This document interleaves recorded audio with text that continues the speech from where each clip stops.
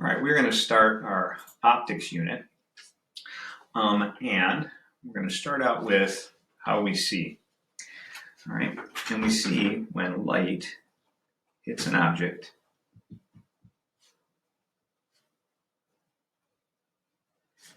and reflects directly into our eyes,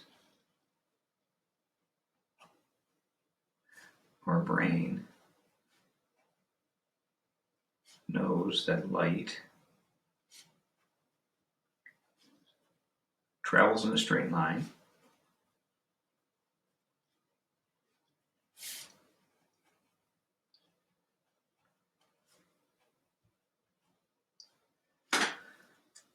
so we see the object in the correct location. So for example, as I'm writing these notes, I can look out my window and I see a tree. What's happening is light from the sun has all colors in it. It's white light, hits the tree and bounces directly into my eye. The tree only reflects the green light. So the green light reflects off the tree into my eye. My brain extrapolates back along that line, and I know that's where the tree is.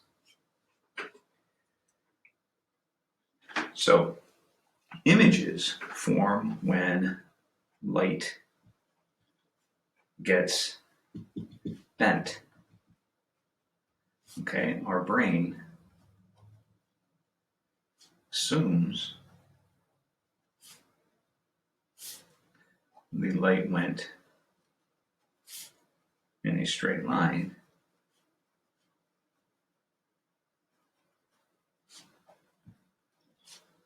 and we see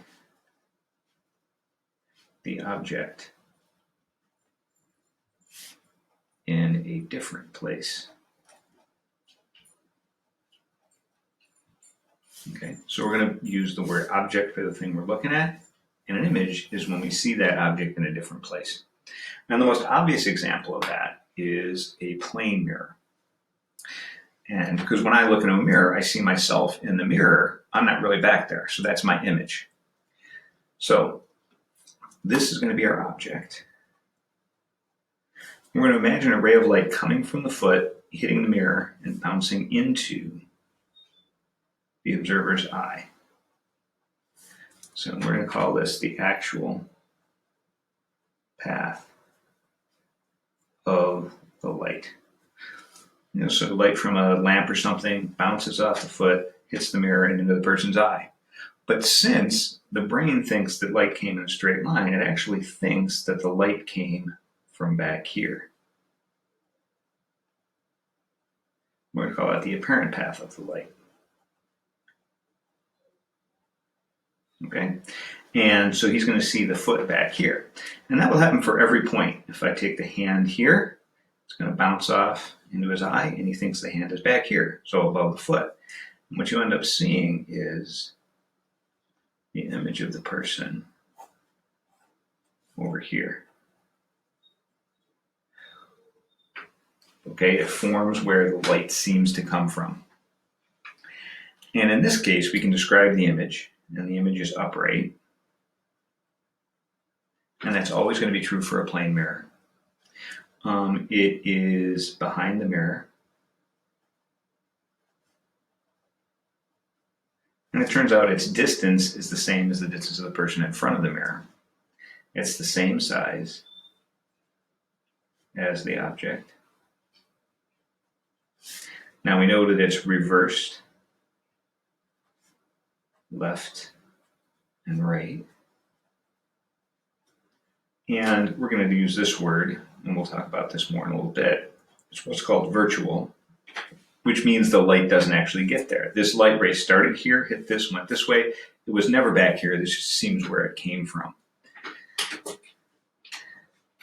So, top of the next page. Now, lenses can make all sorts of different images. Okay, so lenses use refraction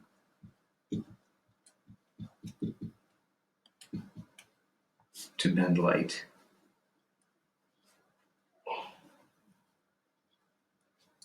All right, and there's two types of lenses we're going to study. There's convex lenses and concave lenses. So a convex lens is fatter in the middle. So it doesn't have to be this shape exactly. It could be just, something like that. That's fatter in the middle and the ends. That's also a convex lens. And it's called a converging lens because light that comes in parallel converges at the focus. So I got these parallel rays of light coming in here, and they're going down through this focus. And you've seen that with a magnifying glass. If you take the sun and use your magnifying glass, you can concentrate all the sunlight, in one little spot. And these can form images which are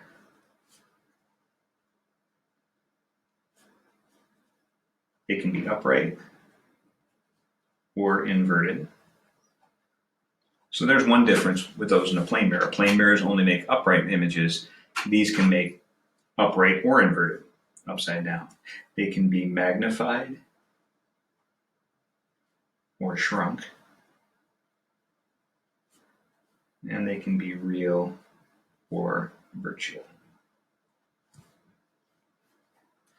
All right, I'm going to kind of show you a picture of that. I found one here. Let's do this one first. Okay, so this is looking through a lens at a house in the background, and the house is inverted and it shrunk, right? The image of the house isn't nearly as big as the house is. If I look at this picture, all right, this is showing a lamp or a candle, and here's a lens. And this is the image, and if you look closely at it, up above here you can actually see the candle. It's actually inverted, it's upside down, okay? And it shrunk. But then if you move the lens closer to the candle, okay, over here you end up with a really gigantic, but again, upside down image of that candle. So it can make them small and inverted. It can make them large and inverted. These are both real because the light is actually getting to that spot rather than virtual. Okay, if the light can be formed on a screen like this, then it is a real image, not a virtual image. So going back to the notes. Okay, we can have a concave lens, okay, which is fatter on the outside.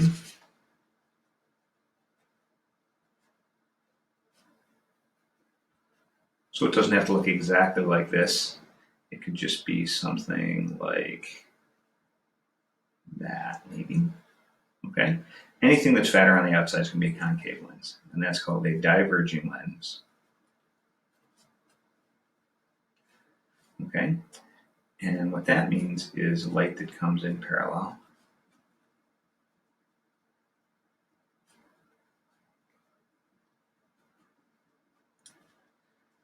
diverges, which means goes apart from the focus. So here are my light rays coming in parallel, and after they hit the lens, they're spreading outward, okay, as if they're coming from that focus. And we dot the lines back here because the light was never actually there. The physical light went like this, and then if somebody was looking at it from here, it would look like it was coming from back this way. And this can only form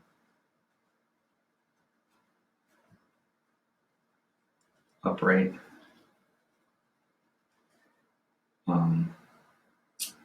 shrunk,